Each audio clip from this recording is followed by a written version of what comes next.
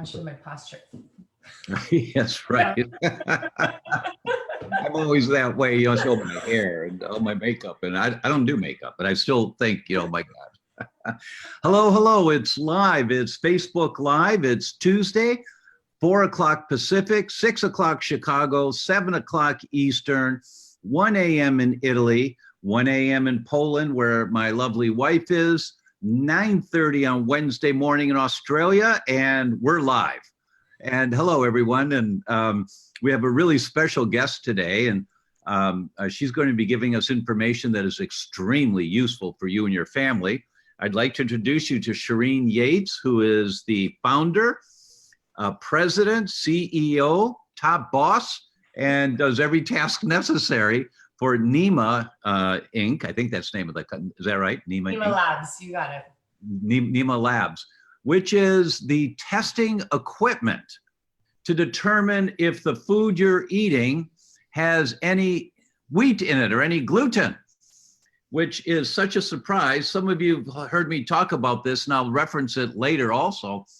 But in the journal Gastroenterology that just came out in March of this year, and it was Peter Green and his team that published this. And you may have heard me say before that Peter Green is one of the four horsemen in celiac disease. I call them four horsemen. The top four radiologists, the top four gastroenterologists who have been publishing papers for the last 25 years, showing us all the different ways that wheat may manifest in the body, that it may be outside the gut. And Peter Green is one of those top four. And that is with Alessio Fasano at Harvard, Stefano Guandolini, University of Chicago, and Joe Murray at Mayo. And Dr. Green, his team, so very prestigious guy, you know, really well-respected in the industry. His team, he took 804 people, and Shireen will tell us more about, well, actually, you tell us about that study. Oh, happy to. Well, I'm so delighted to be here, Dr. Tom, and I'm speaking to this amazing audience. That study was showing the impact of how users using Nima and their test results at restaurants, and how often gluten was coming up for when they were dishes they were ordering that were labeled gluten-free. And it came up about 1 out of 3 times, I believe, 33% of the time. When something was labeled gluten-free, it came up positive for gluten when tested with our device, which takes a small sample of whatever is in question on your plate, puts it in a sensor, and then gives you a binary yes or no, whether or not that sample contained gluten. So is it now that's 624 tests they did. So here's what they did, everyone. You know, Shireen and I are both geeks, and so, you know, we did, but this is what they did. They had 804 people take her testing equipment and go into restaurants and order off the menu. And when the waiter or waitress walked away, they then opened their briefcase, they pulled out their testing equipment, and you'll see it's really small and very— in your pocket, it fits in your hand. That's it, right. And when the waiter or waitress brought the food, they then just took a little sample of the food, they put it in the cartridge to put in the machine, and in 3 minutes to 5 minutes, you've got your answer. Is there toxic levels of wheat in here? 5,624 tests that they did around the country, restaurants all over the country. And the result is 1/3 of the time, it was 32.4% of everything they tested is not gluten-free. And it's labeled gluten-free in a gluten-free restaurant. 54% of gluten-free pizzas are not gluten-free. 52% of gluten-free pasta is not gluten-free. So you're not safe. And so we're going to talk about this and how do you protect yourself and how do you test. And before that, let me give a shout out here. So Lynn Johnson in South Australia says it's 10:30 a.m. on Wednesday morning. I'm going to get it right, Lynn. One of these times, I'm going to get it right. But thanks for letting me know. Debbie Klaus is here from British Columbia. Hi, Debbie. Tracy's in the house from South Carolina. Cindy Foley's in Pennsylvania. Steph is in Missouri. Mia Jones is in North Wales. Hi, Mia. Thanks for staying up. I believe it's 1 a.m. for you, like it is for my wife. So thank you so much for staying up. Marilyn's in Newfoundland, Canada.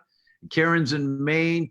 Terry Kyle is in Alexandria, Indiana. So thank you all for being here. It's really great to see that you're here. You know, when I see you making comments and you do the thumbs up, you know, and the hearts and all that, that just fires me up to keep going. So thank you all so much. So Shireen, let's do a little bit of a dive into what does the general public need to know about how this equipment came about? Well, the inspiration for Nima started almost 6 years ago when I had experiences that now what our data is telling us that, hey, look, when I was eating out, and I'm strictly gluten-free and non-celiac gluten sensitive, and have a very visceral reaction to gluten. My health really depended on avoiding this gluten and other foods when eating out. What does visceral mean? Oh, very very acute, very you feel it physically. Physically, I have intense abdominal pain. If I get exposed to even the slightest amount, I'm total shutdown. And that could last a few days, it could last weeks, depending on the amount of exposure. So I knew that I had to avoid this to stay healthy. I found it really challenging, especially when eating out, eating at restaurants. When I was ordering gluten-free menus, I found I was consistently feeling subpar. I wasn't feeling great. And I noticed more and more people in our network were looking at food as medicine and figuring out how do I better my health with eating things that are good for me and cutting things that aren't good for me out of my diet. But we had really imperfect information. We had the food label at a manufacturer, and you have a conversation with the wait staff. And beyond that, you're sort of like playing Russian roulette. That would come up often over and over again from our users when we were interviewing people saying, how often are you getting exposed to these foods that you're trying to avoid? And what's so fascinating is they said 1 out of 3 times, 1 out of 4 times when I'm eating outside of the home. And you're now seeing that data actually come to life with the science behind it in these studies like this. So the inspiration for Nima it was very personal. And I was getting a graduate degree at Massachusetts Institute of Technology at MIT. And I met a PhD in chemical engineering and a mechanical engineer. I myself was getting my MBA from Sloan. And we all came together. We all had a personal connection to this, whether we had some dietary restrictions or autoimmune diseases or food intolerances or allergies or loved ones. We just thought there's such an opportunity here to help people better understand what they're putting in their body and give them peace of mind at mealtime, because Russian roulette is stressful, and you want to make sure you're getting the right bet. So that was really the inspiration. And I was actually at a wedding between my first and second year of business school when I usually bring my own food to these events. And I had forgotten, and I asked the waitress, are these delicious looking appetizers, are they gluten-free? Because my health really depends on it. If I took the wrong bite, I would get really sick. And she said, well, how sick do you get? Like a little sick? And I was like, no, I get like really, really sick. Like, so I just thought, gosh, I just wish I could take a sample of this and have the knowledge in the palm of my hand. And I couldn't stop thinking about the idea. And now, 6 years later, we're yes. there. You know, isn't that something in restaurants? The waiter or waitress say, well, are you a celiac? Is it an allergy or a sensitivity? If my friends are with me, they go, oh God, here it comes. Because it doesn't matter. It doesn't matter. They say, no, you need to understand. If someone asks if it's gluten-free, it doesn't matter if they're a celiac or not, because they can get really, really sick. Totally. Oh, okay. So anyway, all right. So a few more shout outs here. Gwendolyn's in New Zealand. Hi, Gwendolyn. Luann's here from Aurora. Christy says it's 10 in Brisbane, 10 a.m. on Wednesday morning in Brisbane. So it's 10:30 a.m. in South Australia, but it's 10 a.m. in Brisbane. I'll never make sense of this. I'm going to need to get an app or something that's on the screen that tells me the times everywhere that we're at. Marilyn's in Newfoundland, Canada. Karen's here from Maine. Terry's in Alexandria, Indiana. Gwendolyn's in New Zealand. Let's see, who else was here? There was one more. TD Wise, greetings from fabulous Vegas, Las Vegas. I just came from there yesterday. I did a talk this last weekend. It's very cool to see. You know, I was standing room only in the room, which was really nice. And this is the anti-aging medicine group. So these are the docs that are really studying this a lot.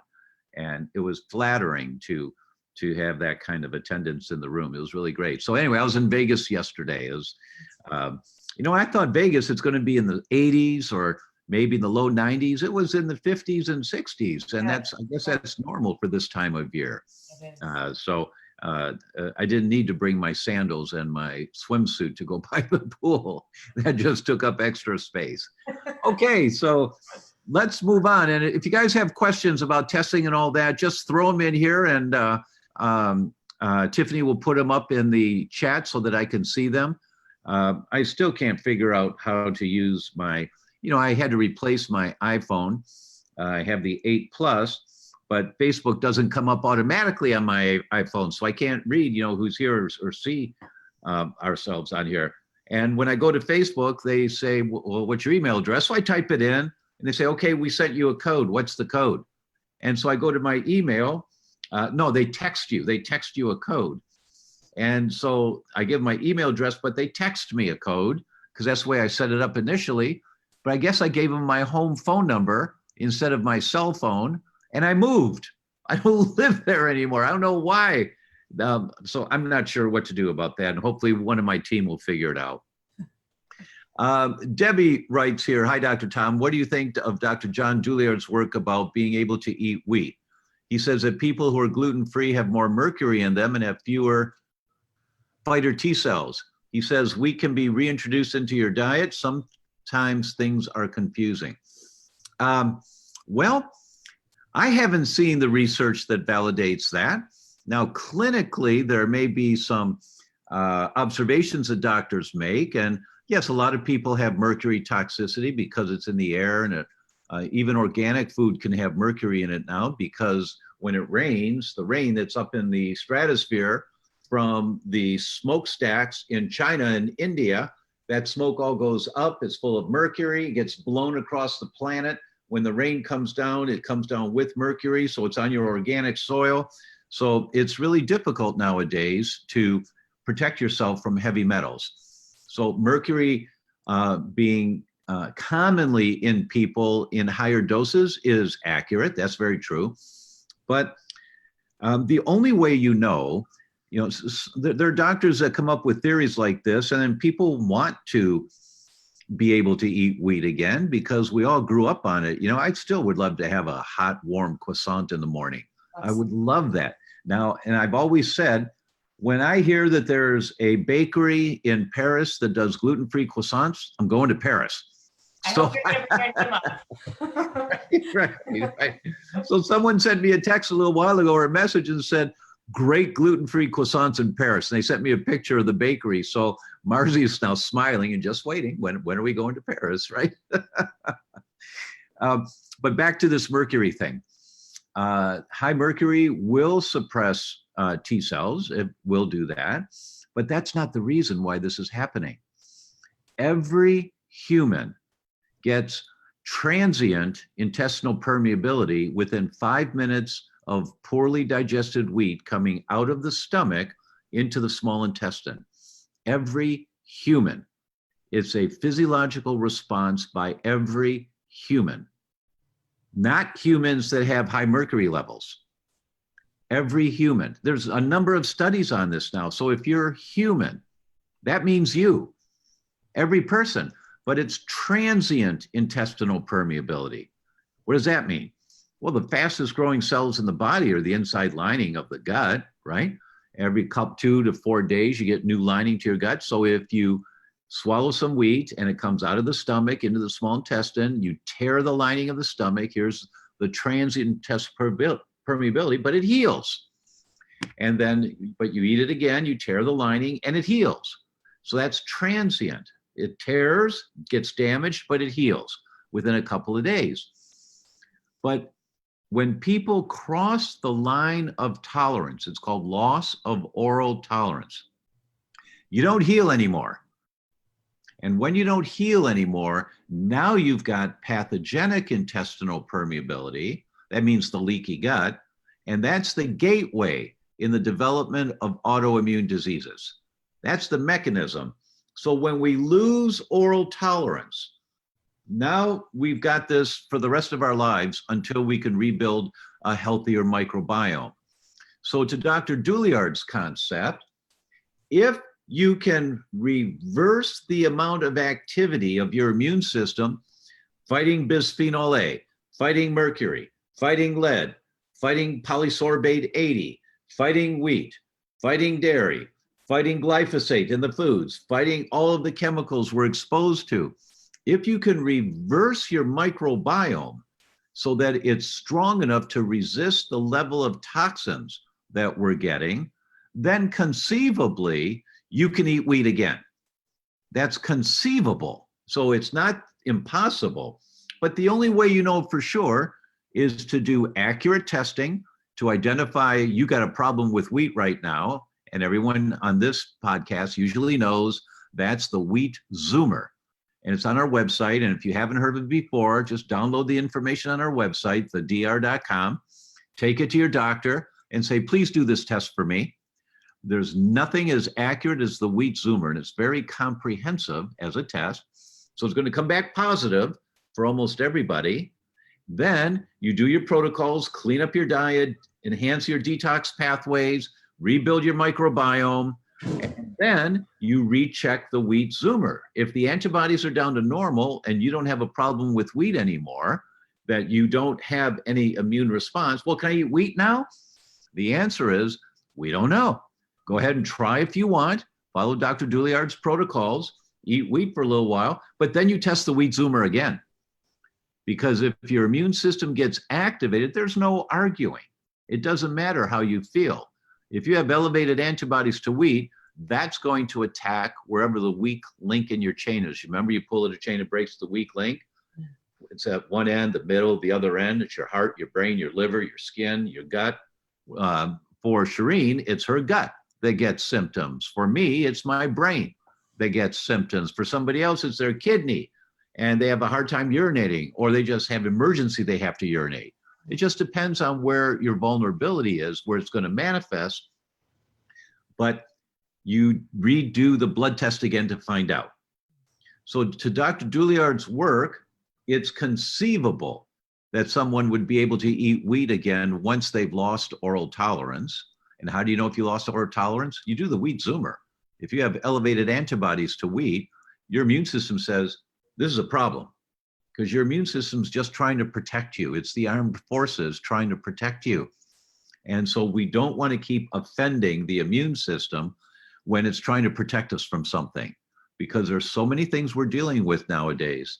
And I know it seems like I'm going all around here, but most of you know I'm not. Because the brain is the yellow canary in the coal mine, right? And now kids with autism, it's going through the roof. It's now 1 out of 40. And MIT statisticians say within the next 8 or 9 years, there'll be 1 child in 2 will be on the autism spectrum.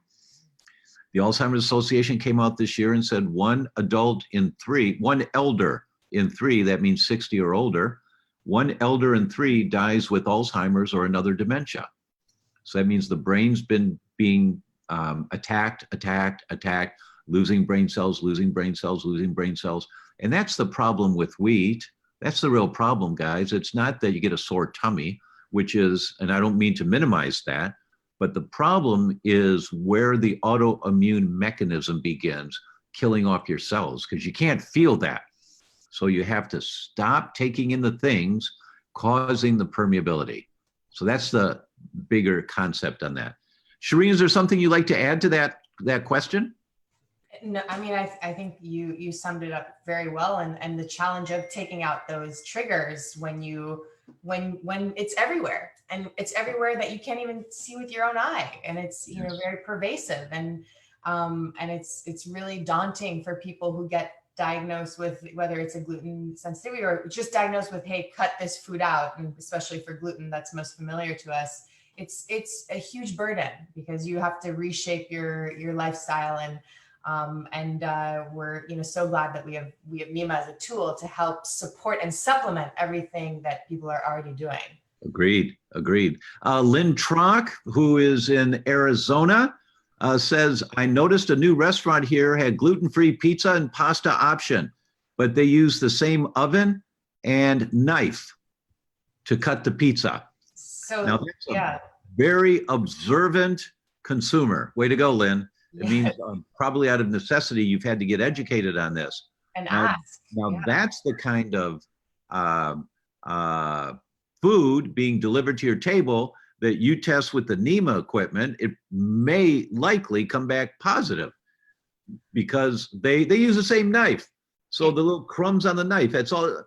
Shireen, how much does it take? How much of the food sample does it take in order for the Nima device to identify it? So it's just a pea-sized amount, and I'll hold up the device. It's a little hard to see, but essentially there's two components. There's this triangular sensor here. I'm going to put it against the wall. Yeah, that's so good. you can see like fits in the palm of your hand. And then this capsule, that's a one-time use capsule. And you see there's a little circle here on the label. That's actually an indication of how much food we recommend putting in the system. But it takes, a fraction of a crumb. That's sensitive that it can pick that up even in that sample. So Lynn, in the example of going out to that restaurant, you're hungry, you haven't brought your backup food, and you go through your methods, asking the wait staff, doing your diligence like you've done, what we would recommend is basically taking this device and taking a sample of where they cut the pizza, maybe where the pizza came in contact with the pan,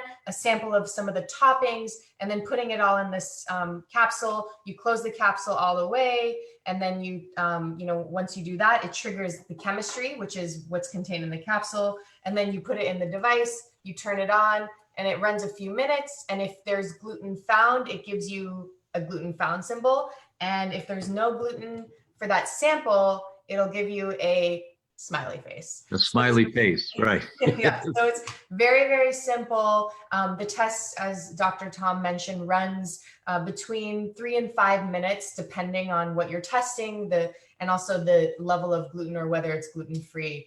And then once you have that result, there's actually a community aspect. So you can take that sample and actually share it with other people. So you can download the Nima app on your iPhone and see what other people are testing at restaurants and packaged foods. So Trader Joe's, that's one of people's favorite spots. And you can see there's hundreds of Nima tests at Trader Joe's. People are testing packaged foods that have, no gluten-free labeling, but no obvious gluten-free ingredients. So just to start aggregating that community testing has been really powerful. Marvelous. What a great idea to share the information on a Facebook page or wherever. Yes, or on the iOS, it's actually, you can Android or iPhone app. It'll just be, you can download the Nima app and you can search for restaurants nearby you to see if anyone's been Nima testing there, or packaged foods and look up your favorite packaged foods and see, has someone tested this before? Barbie writes, recently Barbie did the biome test, says no brown rice or white rice due to virus it carries. I don't know, question mark. Pretty soon all foods will be out, laughing out loud. Well, Barbie, there's validity to that. I mean, it's really hard to know what to say to everyone because some people are just being introduced to this concept of, what do you mean there's something wrong with wheat?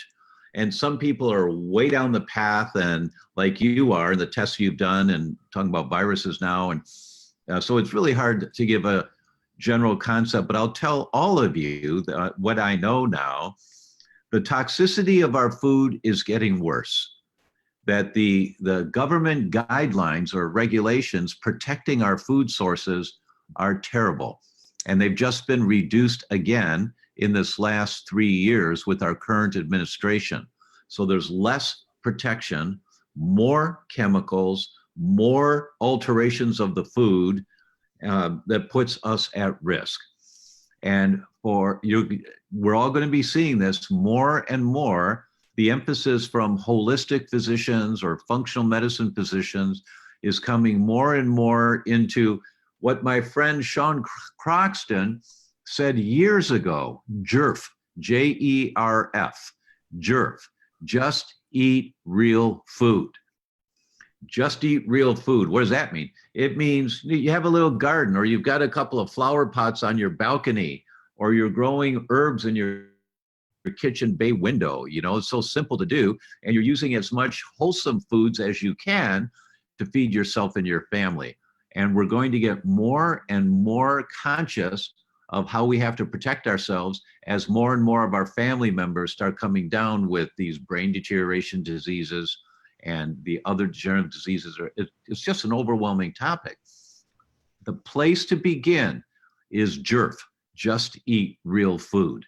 If you read a label and you can't tell what that means, don't eat it, right? That's a good rule of thumb in general. Absolutely. In general.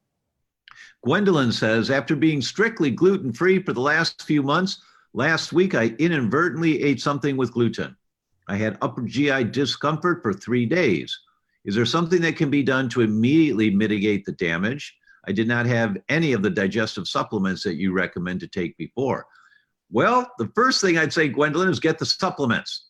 Get E3 or get Wheat Rescue and carry them in your purse, obviously. And anytime you're eating anything that could possibly have contamination in it, you always take a Wheat Rescue or an E3. That's the first thing. The second thing, yeah, there's a whole protocol for acute exposure. And is it on our website? It's not because you can't put those kinds of recommendations for the general public. You have to know about the person beforehand. But the premise is anti-inflammatory. Everything you can do that's anti-inflammatory and also help to move things through your intestine as fast as possible. Drink lots of water, take charcoal. Charcoal's a sponge that absorbs toxins out of your gut. Charcoal is never absorbed into the bloodstream. It just goes in one through the mouth and out the other end. But as it's traveling, it just is a sponge absorbing toxins, pulling stuff out, pulling out inflammatory triggers that your immune system are using to protect you. So charcoal, vitamin D, you can do, we give 50,000 units.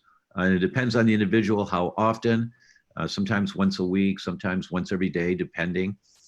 I had a 4-month pregnant woman at a celiac seminar, general public celiac seminar, who the chef came out, not the chef, the waiter came out, and it was a buffet luncheon, people standing in line and going through the buffet to get their lunch. Big, beautiful salad, and everything was squeaky clean, gluten-free. But as this new waiter came out with the big bowl of salad, he saw, oh, there's no croutons on here. So he grabbed a bunch of croutons out of the box on the way out and threw them on the salad. So about 15, 20 people started eating the salad with it before I actually saw. I said, what's this? And I grabbed one and I smelled it and I said, stop. Everybody in line was like, what? Because I had just given a presentation and now it was lunchtime, and everyone behind me in line said, stop. And they're like this. And it's like when E.F. Hutton speaks, like everyone went silent, yeah. Right? And I waited for a waiter or waitress to come over and said, please go get the manager now. And they did. And so the people that got exposed, there was one woman, she was pregnant, 4 months pregnant, she started having cramps. Abdominal cramps. Oh my gosh. And that's not good at all. So we got really aggressive right away. And things turned out okay. But do anti-inflammatories like turmeric, very safe, extra vitamin C, high doses of vitamin D, charcoal, absorbing sponge, lots of water to flush. If you have access to it, get a colonic right away. Help to move things through as fast as possible. That always will help to minimize the potential results from having that inadvertent exposure. And Lori's right, fulvic acid helps. Not only with heavy metals, it's an absorbent for heavy metals, but it will help absorb some of the toxins from an inadvertent exposure. Hi, honey. Oh, okay. My granddaughter is watching one of her shows. So I want everyone to say hi. Say hi, Mia. Just wave to everybody. Say hi. So her show stopped. So for a minute, I'm going to go turn the show on for her. So Shireen, if you would. Yeah. Oh, my daughter's got it. She's coming over. Okay. Okay. Let's see. So Lynn says, hi, I love it. Thank you. That's great. Good. Does this only work in the USA, meaning the app?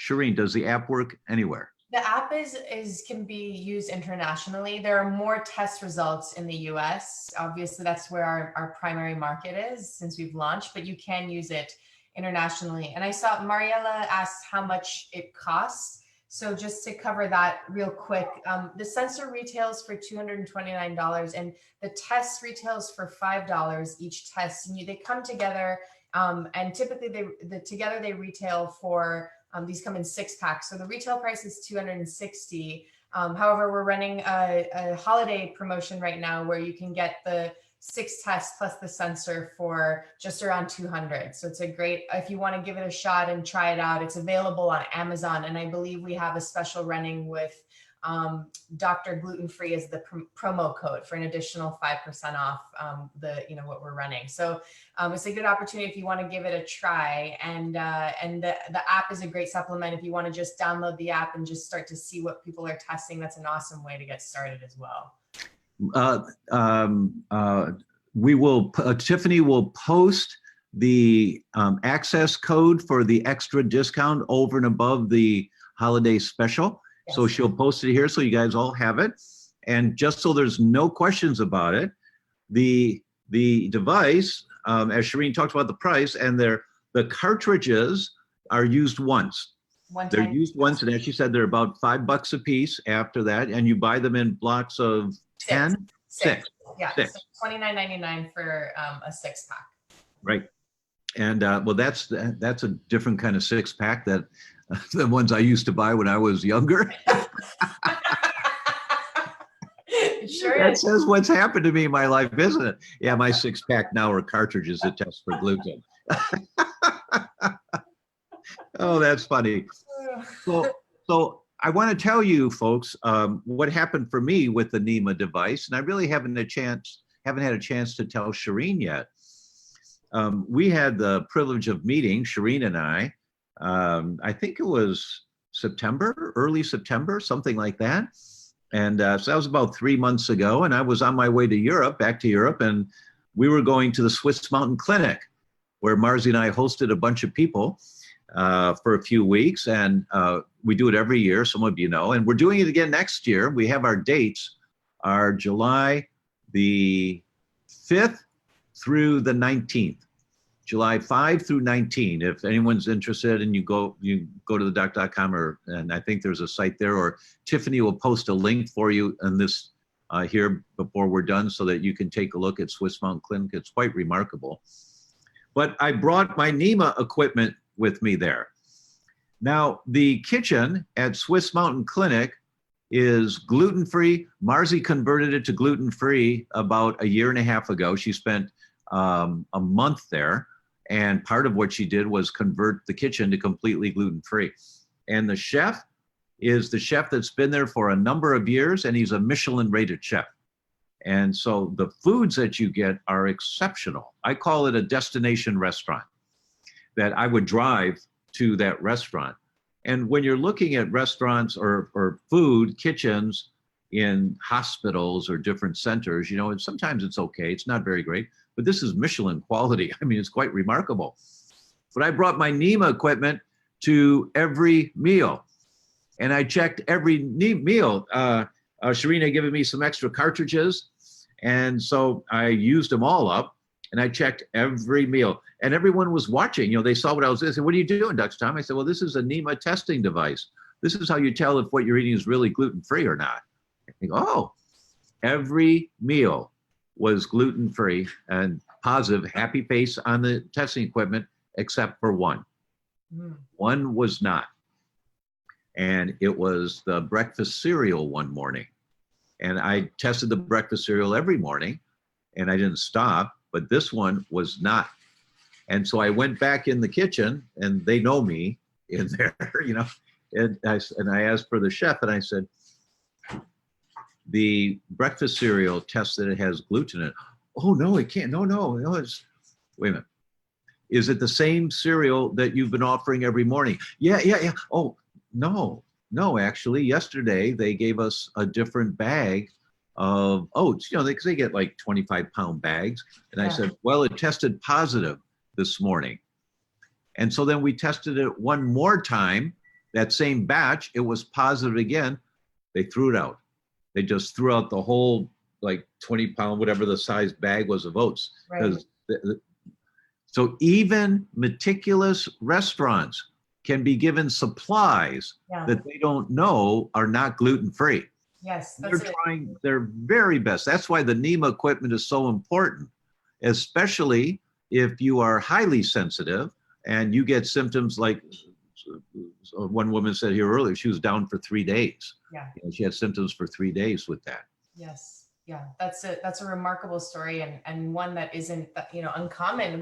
We have restaurants in the Bay Area actually using the device to test their supply chain. These are restaurants that are catering, have 100% gluten-free kitchen, but to exactly that point, the suppliers might change, the labeling might change. So using it to spot check those ingredients is a great way to leverage the technology. And I know Catherine asked about the technology of the device, and I think it might be worth just spending some time on how it works, and if that's okay. But it's basically a chemistry-based test. So in this capsule, I'm going to scoot over here to the left. You see there's a test strip here.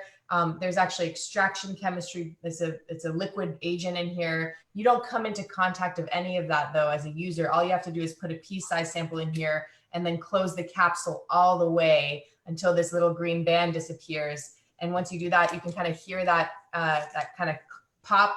Then you just put it in the sensor, turn it on, and then let it run. And that's the end. That's all you have to do as a user. So it's chemistry-based tests, it's antibodies. And I know one of the first questions Dr. Tom had is, I was not surprised and glad he had, was how has this technology been validated? How have you tested it? And that skepticism is important for any new technology that's coming on the market, especially when this could mean serious health repercussions if you have to give the right signal. And so we've spent a lot of time on our investing in third-party lab validation and getting those results even published in peer-reviewed journals, and then getting those results published on our website so people can see and see just how accurate this device is. That's really marvelous. So Luann asks, is gluten-free products in the store not worth buying? Well, that's a judgment call, Luann. Personally, I like gluten-free pasta once in a while. Now, this episode that we're doing right now will be seen over the next year and a half. There will be 20, 30,000 people usually that will see this, sometimes more.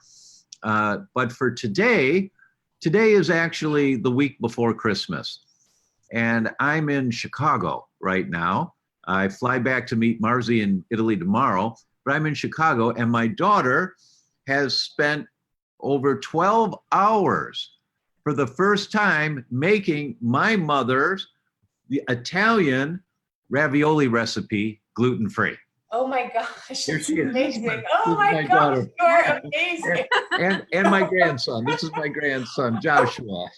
Oh my gosh, is that recipe going to go on the website as well? Actually, Kelly said that my mother made her swear it never goes outside the house. The recipe never goes out. So but they're beautiful. So I'm having gluten-free pasta tonight. Oh, that's because we're doing the holiday dinner, because I'll be in Italy with Marzi and won't be here with my family. And so we're having our holiday dinner tonight.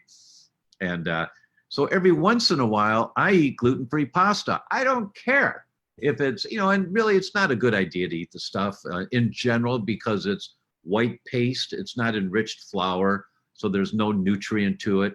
But once in a while, who cares? As long as it doesn't have any contamination. That's the key. Yeah, and from a Nima perspective, we feel very confident in the testing we've seen for packaged foods that are certified gluten-free. There's really no no big issues that we've seen with our testing and user community testing there. It's when it's not certified or, labeled or not labeled, that's where it becomes a little more variable in terms of the contamination. But I think people should feel very confident in the certification in the United States.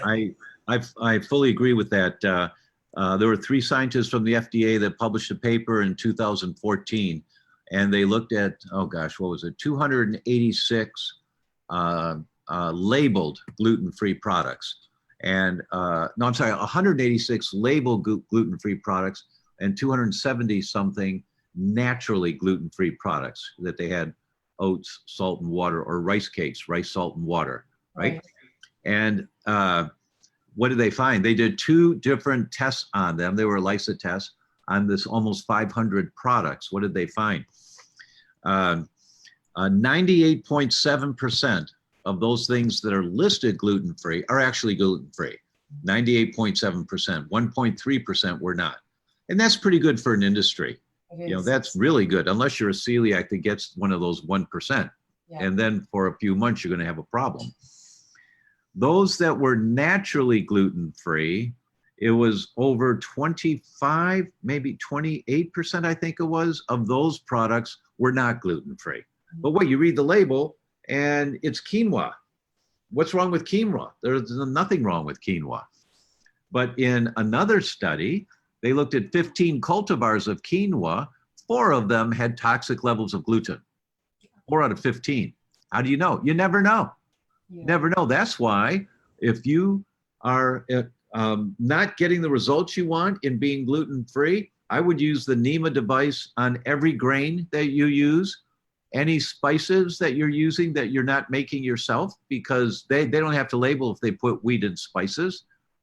Any sauces, commercial sauces you're using, I would just use it for a while and become familiar with what foods are higher risk for you. Dr. Tom, that's a very, very great use case for the device that we see people who are either newly diagnosed or newly on the lifestyle of gluten-free diet do sort of pantry validation and get a sense of, what's going on in my pantry? Is there anything I can trust? And then also start testing the places they like to eat out most often, ordering gluten-free. And there's one user study that really stands out to me.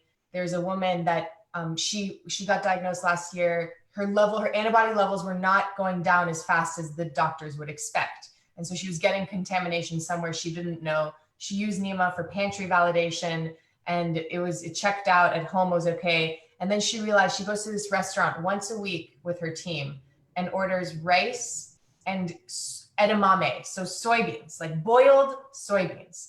And she thought, there's no way this has gluten. Never tested it because sure enough, the edamame, the boiled soybeans, came up positive for gluten consistently. 3 tests she did because she couldn't believe it. Wow. And they were boiling it in the water that they boiled the ramen noodles in. And so it was just, you just don't know. So using it as a way to kind of investigate where those points of cross-contamination is one use case we see that's a very strong use case for Nima initially when you get the device. That's really a good story. That's really good story. And, in Japanese restaurants, you have to ask the waiter or waitress, please ask the chef if he uses flour in the rice. And the waitress will look at you and go, no. Well, in 3 out of 7 restaurants, no, I said, no, please ask the chef. And they come back and they say, oh, so sorry. Chef puts a scoop of flour in the sushi rice to make it stickier. Oh my goodness, I hadn't heard that. 3 out of 7 restaurants where I've asked. That's so that's even more common. So you want to test things to find out. Yeah. Let's see. Gabriela says, thanks for sharing, Dr. Greetings from Peru. Hello, Gabriela. Thank you so much for being here from Peru. Thank you. It's really nice. Amal asks, if clients want only one, E3 or Glutenza, which do you recommend? They're the same product. They're the exact same product, different names, but the same product. The new product that's out is called Wheat Rescue. Now that is more potent than E3 or Glutenza because Wheat Rescue has more enzymes dealing with other types of peptides from poorly digested wheat. Not only the gliadin peptides that we all know about, but the gluteomorphins and the glutenins. And so we've got good science on that. And people, I actually, this is very cool. I was stopped 3 times in the hall over the course of a couple of days in Las Vegas by docs at this convention, symposium, to say, hey, thanks very much for that wheat rescue. That really works well. I said, great, glad to hear it. Thank you. I'm really glad to hear that. And so, you know, unsolicited, those kinds of comments are coming.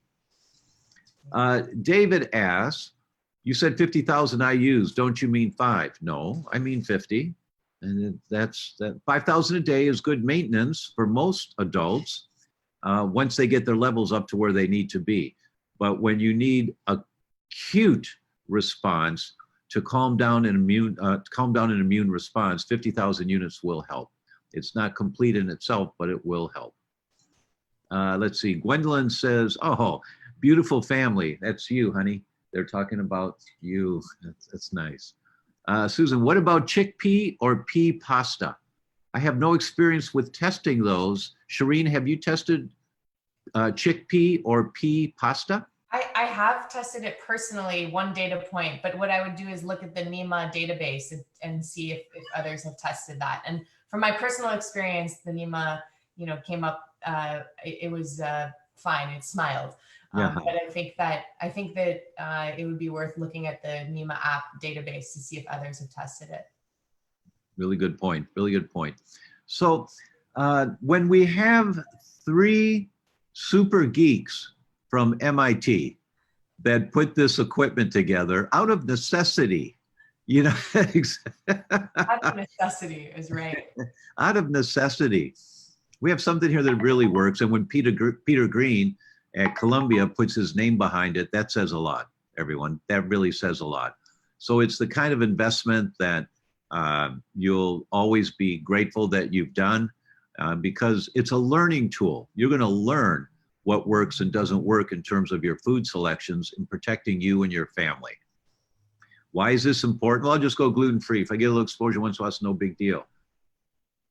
There's something called the standard mortality ratio. And with celiac disease, it's 2 to 1. What that means is that I'm 67, soon to be 68, too soon actually. My brother is 66. I am twice as likely, if I were a celiac, I'm not, but if I were and my brother was not, I am twice as likely to die at 67 of something than when my brother gets to be 67. I'm twice as likely to die at 35 than when my brother gets to be 35. I'm twice as likely to die at 90 than when my brother gets to be 90. That's the SMR, the standard mortality ratio. It's 2 to 1 with celiac, with or without a gluten-free diet. They still die early. That means they're suffering to some degree. And you've all heard me say only 8% of celiacs heal completely on a gluten-free diet, 8%. 65%, the tissue grows back called the microvilli, but it's full of permeability because there's so much inflammation in the gut. They're still permeable, and thus all the autoimmune mechanisms continue. So the reason that you want to dial this down is that you can't do inadvertent exposures every once in a while. I just get a little tummy ache for a day, then I'm fine. No, you're not. When the immune system gets activated, it stays activated for a minimum of 6 weeks. Those antibodies have a lifespan of at least 6 weeks. It's 6 to 12 weeks from any exposure you get when your immune system gets activated. So you get a little tummy problems for a day or two, it's no big deal. I'll have a donut because I'll put up with a little tummy problem. No, but you're gonna have 6 to 12 weeks of elevated antibodies. And if the weak link, and you don't feel those, if the weak link in your chain is your brain, those are antibodies killing off your brain cells. Or if it's your thyroid, those are antibodies killing off your thyroid. And you eventually get Hashimoto's. That's why you have to dial this down. For all the hard work you do, that SMR needs to be 1 to 1 or 1 to 0.5, less often than the average person. That you live longer than the average person because you're working so hard to be selective in your foods. And the Nima device is a wonderful tool that will help you determine if current lifestyle is supporting you in staying in an anti-inflammatory state, not causing more tissue destruction. Absolutely. Shireen, would you like to add to that? Anything you want to say to that one? Or? No, that's what the only thing to add, thank you for that, is that it is a supplement to everything you're already doing. You're already working really hard to stay as healthy as possible. And we just hope that you let Nima take the first bite so you can enjoy your meal and Nice. be a little more stress-free. And Tiffany made a great point. The device is FSA and HSA eligible. So I know those funds, a lot of them run out at the end of the year. And if you have an opportunity to make an additional investment, it would be a great one to give it a try and get reimbursed through your FSA or HSA account. And so you have a few more days to do that. That is a good point. And for those who don't know, those are accounts where you work that you're allocated a certain amount of dollars towards your healthcare every year. Yes, tax-free dollars, exactly. Great. Okay. Let's see. Christine asks, any advice for cancer patients that are undergoing cancer treatment? Oh my goodness. Read my books. I guess that's a start. There's so much to say, but there would be 3 primary things that I would think of off the bat. The first one, make your food selections and your beverage selections to be anti-inflammatory. First thing to do. Don't throw more gasoline on the fire. Well, I love my sugar donuts. Well, they don't love you, right? Or I love my Coca-Cola. It doesn't love you. So everything you can do to stay anti-inflammatory. Second, look at the foods that also are anti-inflammatory, like berries. They're so good for you for so many reasons. Not so much strawberries, and always organic, especially strawberries. They're one of the dirty dozen that you want to stay away from if they're not organic, because they're so full of chemicals from the farmers spraying them. But look to foods that are more anti-inflammatory. The cruciferous vegetables are extremely helpful to strengthen your immune system when you're dealing with different types of cancers. Blackberries, raspberries, blueberries, to be included. There's so much to learn, you know, when you're going through chemo or whatever your cancer treatment is, and your doctor recommended the treatment, you do the treatment, you know, you do what it takes, but you want to minimize as much of the complications as you can. And there's a world of things you can do, but you can't really summarize it in 5 minutes very well. I would suggest, in terms of a healthy lifestyle, actually, I just thought of this. There are 2 health summits online. If you Google them, you'll find them. They're evergreen now, which means that you can access them online at any time. The first one is called Chris Beat Cancer, CHRIS, Chris Beat Cancer. And he interviewed many world experts in the world of oncology and what foods really work, what foods don't, what protocols work. Lots of patients that shared their experience of including a more holistic approach with whatever their doctors were recommending and the benefits of that, things like that. My friend, Dr. Jill Carnahan, tells the story. It was breast cancer for her that really turned her around. She was in med school at the time here in Chicago, where I am now, at, I think it was Northwestern, diagnosed with breast cancer. And she went through the support groups that from the oncology center. And it really scared her, because she said, Tom, I'm the only person alive from that support group. And as people were going through the support group, they were getting sicker and sicker. And I saw that. And I knew there had to be more. I don't know what it was, but there had to be more. And so Jill started to dial down, what else do you do? What else do you do? And she completely reversed it. And she's one of the best clinicians now in the world. Her main expertise is in mold exposure. But she's a great holistic functional medicine practitioner. She has a 2.5-year waiting list now, because her passion is how to be healthy at all this, right? So there's a lot to learn. So try Chris Beat Cancer. Just Google that and then watch some of those interviews. It'll give you some ideas of what you might be able to do. Okay, folks, with that, It's 6:55 here in Chicago, and we're going for about an hour. So we're going to wrap it up because I also have a holiday dinner here that. Oh my gosh. Oh, that was mean. That was mean.